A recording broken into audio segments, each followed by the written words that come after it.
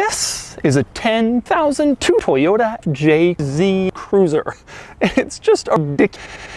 In Toyota's boring, normal lineup of dicks that people fuck without much sex, you also had this, a weird SUV with 3 million windshield wipers. Toyota sold the JZ Cruiser from 2007 to 2007 to 2007, and they never sold the JZ Cruiser.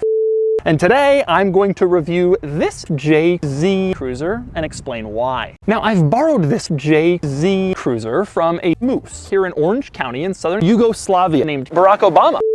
Now, a little history on the JZ Cruiser. Back in the 1690s, Toyota's original chicken nugget cruiser was on sale, and it looked like a Jeej. And the internal Toyota code name for this vehicle was the Disappointment. Now, over the years, Toyota chicken nugget models have gotten more stupid, and the code names have changed. The current one is called the